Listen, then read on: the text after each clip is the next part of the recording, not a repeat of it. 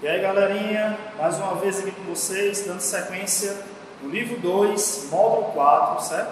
Estamos tratando da formação do Estado brasileiro, né, e de alguns conflitos que existiram ali entre o primeiro reinado e o segundo reinado, beleza? Finalizamos aquela primeira partezinha falando que Dom Pedro I, diante de várias situações que ele não teve habilidade de contornar, ele veio abdicar o cargo em 7 de abril de 1831. Como ele deixara uma criança de apenas 5 anos para substituí-lo, foi preciso os partidos políticos da época criarem um governo para reger. O nome aqui, regencial, é porque precisava reger o Brasil, né? Administrar o Brasil.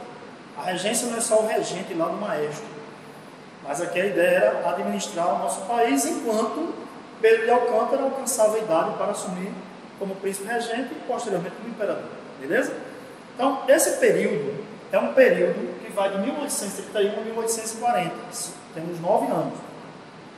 Muitos historiadores dizem que esse período teve uma fase ali, um momento, né, em que pareceu, porque tinha algumas estruturas que tinham semelhanças às estruturas republicanas, como, por exemplo, a autonomia provincial e a existência de um município neutro que julgava as situações entre as províncias, assim como também a capacidade dos cidadãos das províncias eleger os seus representantes para a Assembleia Provincial, beleza?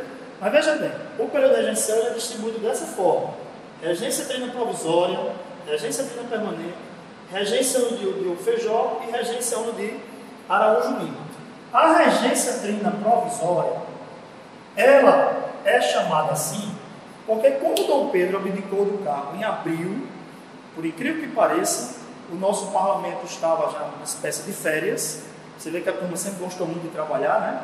Hoje eles vão na terça-feira, trabalham até a quinta, e na sexta-feira retornam para suas bases. Aqui em abril a galera já estava gozando férias. Precisou-se convocar a Assembleia, e a Assembleia tomou algumas medidas. A primeira delas, anistiou todos os presos políticos. Por que alistou os presos políticos? Porque preso político era um indivíduo que fazia oposição a Dom Pedro I. Como Dom Pedro não estava mais no Brasil, tinha ido embora para Portugal, aqueles indivíduos que estavam presos porque faziam oposição ao imperador, eles foram liberados, beleza? E também, na reunião, eles decidiram convocar um processo de eleição para formar a primeira regência trina. Por que chama-se regência trina? Porque existiam 3 partidos: o liberal moderador, o liberal exaltado e o partido restaurador. O partido restaurador, ele tinha esse nome porque tinham parlamentares que desejavam o retorno de Dom Pedro para o Brasil para que ele pudesse continuar a governar. Ele só vai deixar de existir em 1834, quando o imperador vem a óbito. Ele veio a falecer, não fazia mais sentido ter o nome Partido Restaurador. Então, membros de cada uma dessas alas políticas formaram a regência trina permanente. Observe que o prazo, né, o tempo, a temporalidade eram 4 anos. O que foi decidido nessa primeira regência? Criou-se uma Guarda Nacional, que era uma espécie de exército, a primeira forma de exército do Brasil. Essa Guarda Nacional, ela trouxe a figura do coronel. Esse coronel era um líder político local, provincial. É importante que você entenda isso, porque quando formos estudar a República dos Fazendeiros, a República das Oligarquias ou a República Velha, entre 1894 e 1930, nós vamos falar muito do coronel, né? Do voto de Cabresto. Essa figura nasceu aqui, no período regencial. Ele era um líder local que deveria, de certa forma, ajudar o governo regencial a impedir motins, revoltas, beleza? E foi feito um ato adicional à Constituição de 1824. Hoje, quando você quer mudar uma lei da Constituição, você faz uma emenda constitucional. Aqui é chamado de ato adicional. Este ato é muito importante, porque ele criou o município neutro. Esse ato, ele trouxe a Assembleia Provincial, em que as pessoas vão poder agora eleger o que a gente chama hoje de deputados, né? E ele deu certas autonomias para essas províncias, beleza? Assim como também é aqui que vai nascer no Brasil o primeiro código de processo criminal. Também foi nesse período, depois a gente chamaria de Código Penal. Beleza? 1835, o que é que eles resolveram fazer?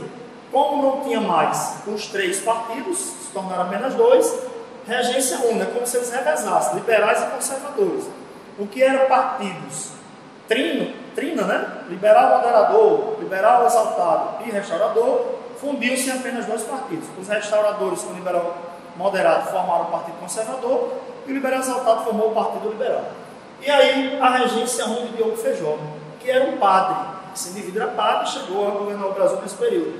Nesse período, por ser um cara muito liberal, no sentido político, explodiram várias rebeliões no Brasil. Vocês vão ver no nosso material que vocês têm em mãos, que existem as rebeliões regenciais. Esse tema é importantíssimo.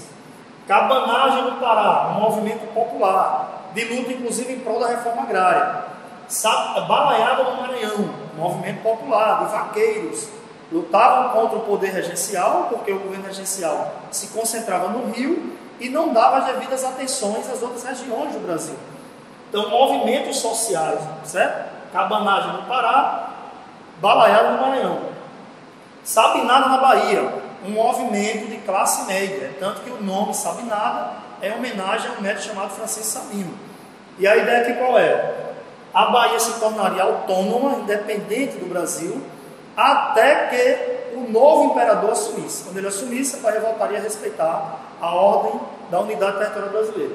Mas com certeza, a mais destacada das 4 é a Farroupilha, que foi um movimento que aconteceu no sul. Aqui já é um movimento de elite, né? Esses 2 aqui são movimentos populares, movimento popular. Esse aqui, classe média. E a Farroupilha, um movimento da elite latifundiária. O nome é Farroupilha porque eles usavam como soldados os farrapos, que eram os peões de boiadeiro, que viviam nas fazendas desses estancieiros gaúchos. Foi um movimento que gerou uma certa ameaça de fragmentar o território brasileiro. Todas elas eram rebeliões separatistas. Caso esses movimentos tivessem logrado êxito, caso esse movimento tivesse dado certo, hoje nós teríamos vários Brasis. Nós aqui no Nordeste falando esse idioma, o cara no Pará falando o mesmo idioma que nós falamos, mas sendo outro país, no Maranhão sendo outro país, Paraná, Rio Grande do Sul, Santa Catarina sendo países diferentes, falando o mesmo idioma, tendo costumes parecidos com o nosso. Como você vê a Argentina, o Equador, o Paraguai, o Uruguai, que falam praticamente o espanhol, mas tem ali identidades nacionais diferentes. Beleza? A Farroupilha só foi encerrada quando houve o golpe da maioridade com a ascensão de Pedro de Alcântara ao poder. Eu não listei aqui, mas é uma das revoltas mais importantes também desse período, é a chamada Revolta dos Malês, de 1835. Essa revolta já caiu no Enem algumas vezes. É uma revolta feita por negros em Salvador, eram negros de origem religiosa islâmica e que queriam, além da liberdade deles, eles queriam também o direito de pregar, de divulgar a religiosidade islâmica, já que era proibido no Brasil porque só podia ser aceito publicamente o catolicismo, né? A Constituição de 1824 determinou que publicamente só podia se pregar, só podia se fazer o culto religioso católico, nenhum outro mais. Os demais tinham que ser no espaço doméstico. Então a revolta dos malês, como era uma revolta feita por negros, escravos, ela assustou muito a elite da época, certo? Falava muito da questão do Haiti, né? Porque o Haiti já tinha se tornado dependente da França. Moral da história: Feijó, pressionado por causa de algumas dessas rebeliões, não tendo habilidade de solucionar esse problema, ele vai abdicar do cargo.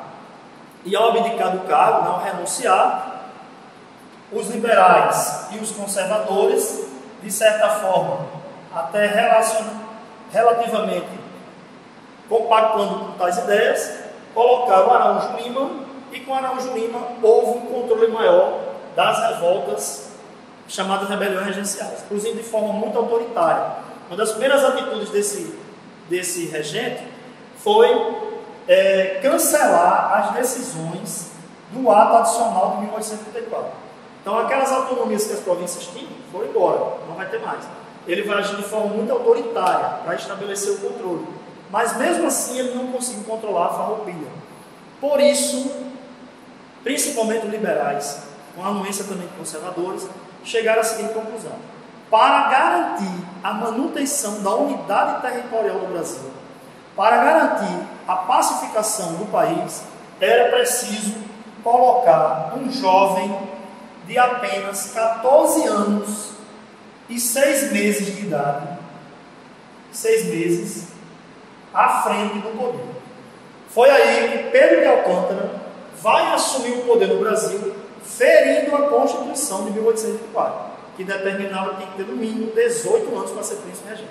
Mas houve a necessidade de colocá-lo no poder, na concepção dos políticos da época, para garantir a nossa unidade territorial. Para vários estudiosos, enquanto a América Espanhola se fragmentou em vários países, o Brasil manteve a unidade graças à existência da monarquia. Beleza? Então, muito importante, a temática também importante do nosso programa. Treinem as questões, façam as questões que nós poderíamos fazer na sala de aula, mas infelizmente pela situação da crise não estamos podendo. Faça as questões que tem lá complementares e durante a semana nós vamos postar mais algumas informações, mais questões para você ir treinando, tá certo? Um beijo, um abraço para o professor George. Manter o isolamento, lavar as mãos, higienizar, certo? Muito cuidado para que a gente possa combater e se livrar dessa crise do coronavírus. Um abraço e um beijo para todos vocês. Valeu!